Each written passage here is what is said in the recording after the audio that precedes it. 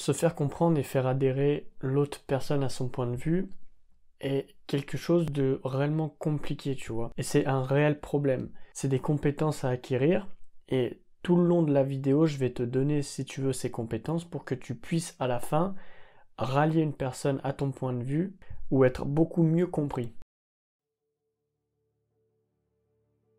Une chose qui est claire pour nous n'est pas forcément claire pour l'interlocuteur qui l'entend. C'est pas parce que nous, dans notre tête, c'est formé, c'est carré et tout, que lorsqu'on va le dire, ça va être de la même chose. Et ça va se représenter de la même façon dans le cerveau de la personne avec qui tu as en face de toi. Il faut bien que tu demandes si c'est assez clair ou s'il faut plus de détails, que tu détailles certains points parce que la personne n'a pas pu comprendre ça. Déjà, rien qu'en faisant ça, tu vas faire une grande partie du boulot. Après, il faut que tu te mettes dans le langage, dans l'univers de la personne. Et ça, c'est l'une des choses capitales lorsque tu parles à une personne, c'est réellement de rentrer dans son univers au détriment que elle ne comprenne pas réellement ce que tu lui dis en fait.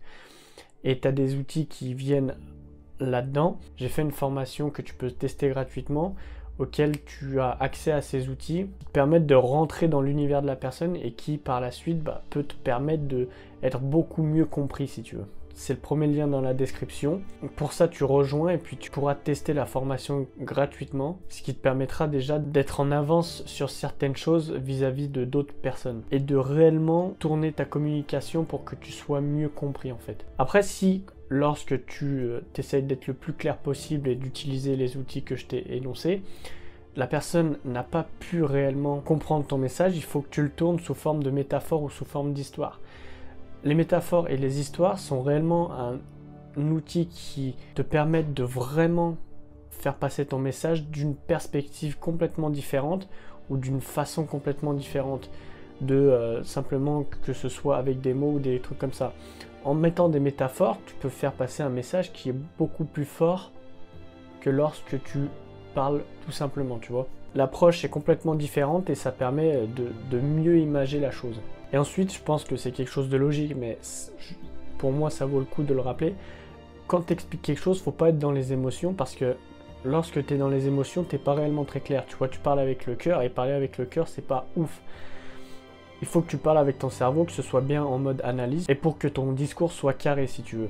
Parce que sinon, après, tu vas être dans une transe hypnotique et puis c'est beaucoup plus compliqué de faire passer un message quand tu es dans ce schéma-là que lorsque tu es complètement normal.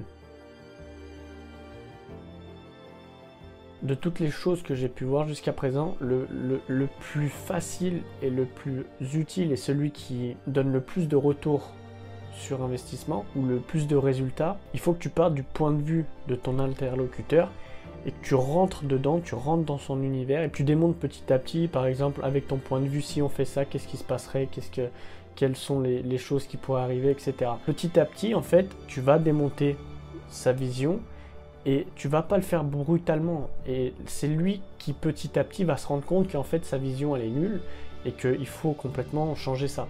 Et c'est à ce moment-là où tu vas apporter ta vision et que tu vas pouvoir le rallier à ton point de vue. C'est comme si tu veux un virus, tu commences par un petit truc, bam, bam, bam, et puis plus le temps passe, et plus ça prend une ampleur considérable. Et de faire comme ça, ça évite, tu vois, d'être en confrontation directe parce que tu vas le respecter lui et son point de vue. Tu prends le temps de l'écouter, de comprendre et donc de poser des questions comme je t'ai dit.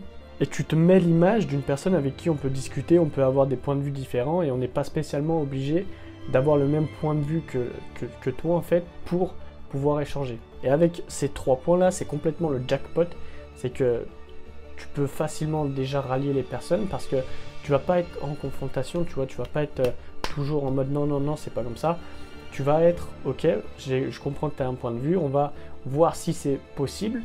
Et donc, au fur et à mesure, avec les questions que tu vas poser, c'est là où tu vas comprendre que son point de vue, c'est nul. Maintenant qu'on a vu comment rallier l'autre personne à son point de vue avec tous les points que je t'ai énoncés, le fait de ne pas aller à l'encontre de sa vision des choses, etc.